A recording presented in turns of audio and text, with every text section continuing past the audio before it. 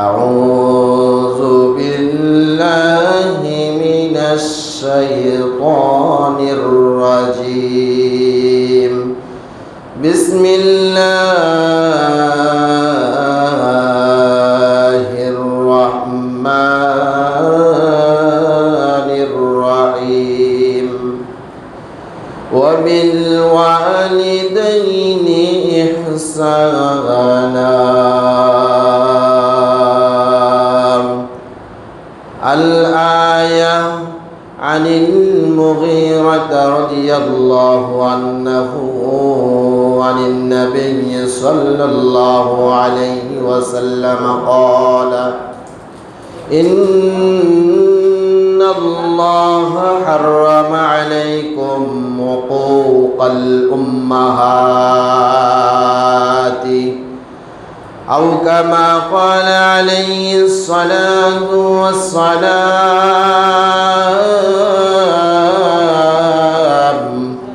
إن الله وملائكته يصلون على النبي يا أيها الذين آمنوا صلوا عليه وسلموا تسليما. بلغ العلماء بكماله، كشف الدجى بجماله، حسنت جميع خصاله. صلوا عليه وآله. كريم السجايا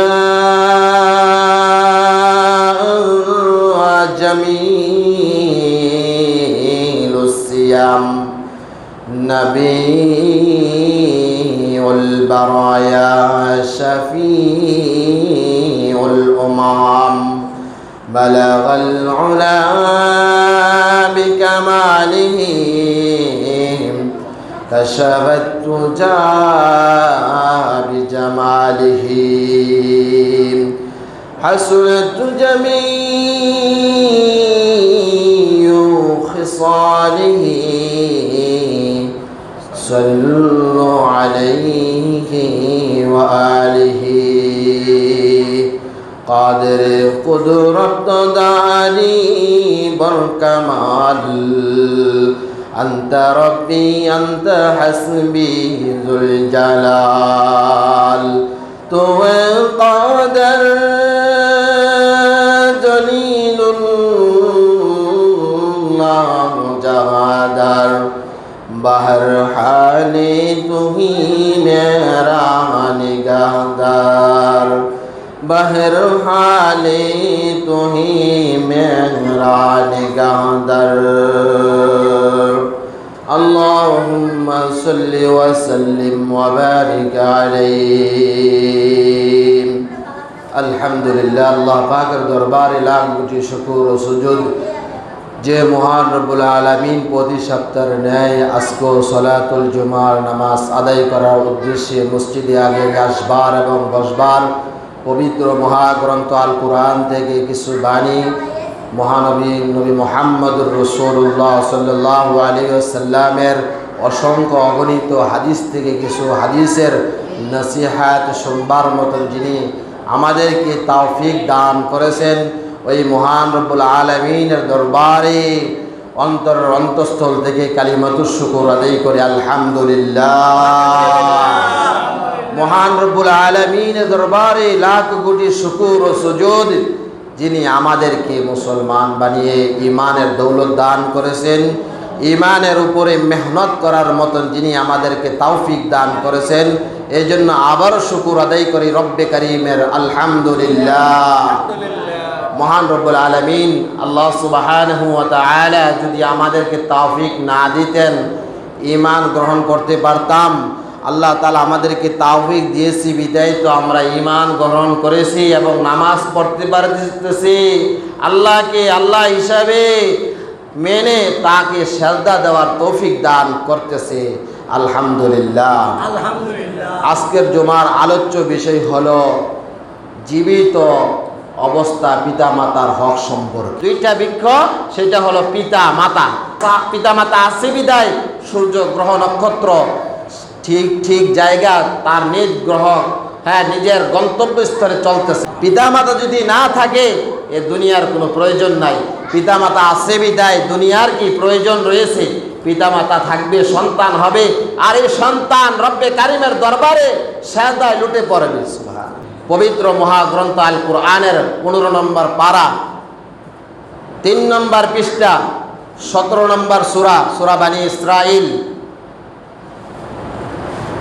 আল্লাহ সুবহানাহু ওয়া তাআলা সন্তানদের প্রতি পিতামাতার 6টি উপদেশ করে তিনি সূরা বানী ইসরাঈলের 23 এবং 24 নম্বর আয়াতের মধ্যে সারা পৃথিবীর মুসলমানদেরকে, সারা পৃথিবীর মানুষদেরকে পিতা মাতার প্রতি কেমন হতে হবে, পিতা মাতাকে কেমনভাবে মানতে হবে এই সম্পর্কে আল্লাহ তাআলা সূরা বানী ইসরাঈলের মধ্যে বলে দিচ্ছেন। আল্লাহ তাআলা 1 নম্বর বলতেছেন ওয়াবিল ওয়ালিদাইনি ইহসানা।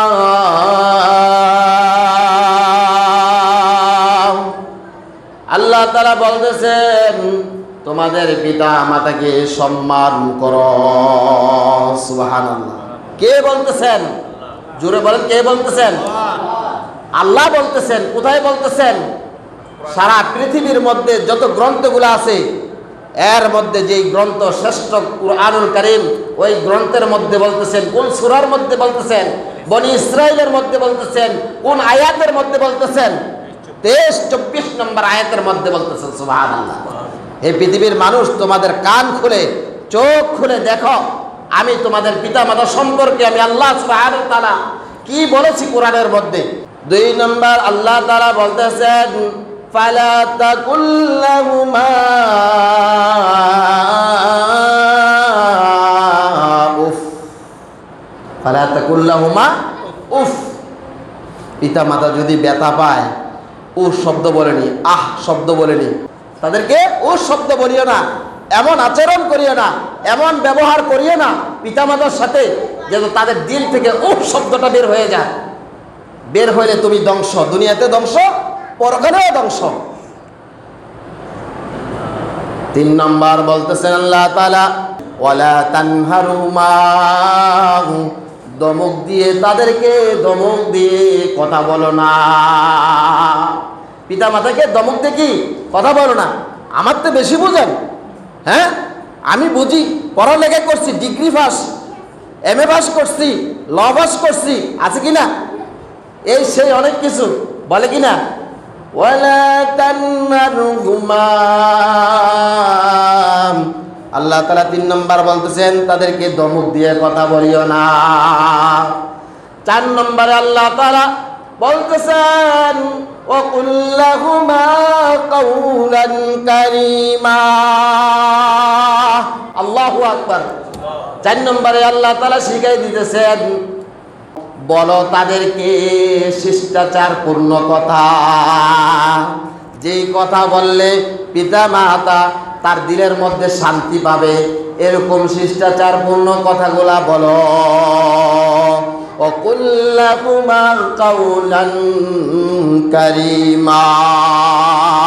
সম্মান দিয়ে তাদেরকে, শ্রদ্ধা দিয়ে, ভালোবাসা দিয়ে পিতা মাতা কি করো? শিষ্টাচার পূর্ণ কথাগুলা বলো। সুবহানাল্লাহ। 5 নম্বর আল্লাহ তাআলা বলতেছেন ওয়াখফিদ লাহুমা জানাআল যুল্লি মিনার রাহমাতি। তাদের সামনে ভালোবাসার সাথে কি করো? নম্রভাবে মাথা নত করে দাও। 6 নম্বর বলতেছেন ওয়াকুর রাব্বিরহামহুমা কামা রাব্বায়ানি সগীরা। বলো হে পালন কর্তা তাদের উভয়ের প্রতি তুমি রহম করো, দয়া করো। যেমন আমাদেরকে যেমন তারা আমাদেরকে শৈশবকালে লালন পালন করেছে, তেমনি ভাবে তাদের উভয়ের প্রতি তুমি রহম করো। দোয়া করি, যদি খোঁজ নেই যে কয়জনে ফজর নামাজ পড়ছেন, কয়জনে পিতা মাতার কবরের সামনে দোয়া করছেন রব্বির হামহুমা কামা রাব্বায়ানি সগীরা। বলো, হে পালনকর্তা, হে পালনকর্তা, তাদের উভয়ের প্রতি তুমি রহম করো, দয়া করো। বলছি ফজর নামাজে পড়ি না, পিতা মাতার জন্য কি দোয়া করব? মনে করি যে পিতা মাতা জন্ম দিলে আর বাড়িঘর না করে দিলে, টাকা পয়সা না করে দিলে, অর্থ সম্পদ না করে দিলে, পিতা মাতার মতন এত বড় জালেম আর পৃথিবীতে নাই। নাউজুবিল্লাহ বলেন। এরকম আছে কিনা কিছু সমাজের মধ্যে, কিছু আমার এলাকার মধ্যে যদি খুঁজে দেখেন, আমার মুরব্বী বাবারা, যুবক ভাইরা খুঁজে দেখেন, দেখবেন প্রতিদিন ডেলি ডেলি এরকম সন্তান বের হয়ে আছে, যাদেরকে পাওয়া যায় সন্তানরা পিতা মাতাকে অভিশাপ দেয়, বাড়িঘর করে দেয় নাই, জায়গা করে দেয় নাই, অর্থ সম্পদ করে দেয় নাই, টাকা পয়সা করে দেয় নাই। নাউজুবিল্লাহ বলেন। পিতা মাতা যে জন্ম দিয়েছে, এটাই তো সর্বশ্রেষ্ঠ কাজ করেছে। সুবহানাল্লাহ বলেন।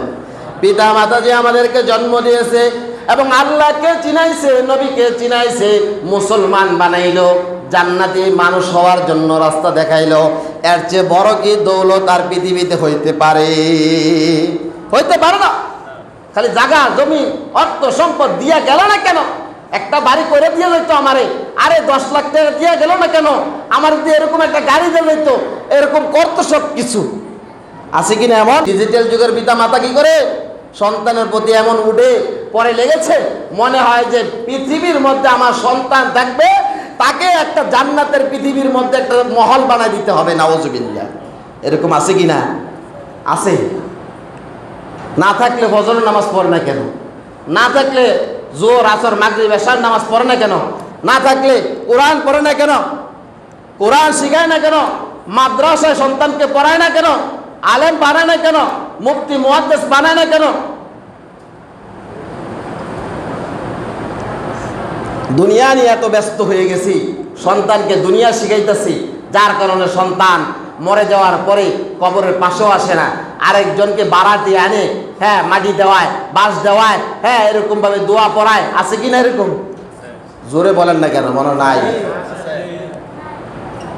আল্লাহ তাআলা বলেন যে নিজের সন্তান যদি বলে কবরের পাশে রব্বির হামহুমা কামা রাব্বায়ানি সগীরা, নিজের সন্তান যদি লন্ডনও থাকে, আমেরিকাও থাকে, সন্তান যদি আদর্শবান হয়, পিতা মাতার আদর্শবান নেক সন্তান হয়, ওই জায়গা থেকে যদি পিতা মাতার জন্য দোয়া করে, পিতা মাতার কবরের মধ্যে নেক পৌঁছে দেয় আল্লাহ তাআলা। আল্লাহ তাআলা আমাদেরকে কবুল করুক, সকলে আমিন বলি।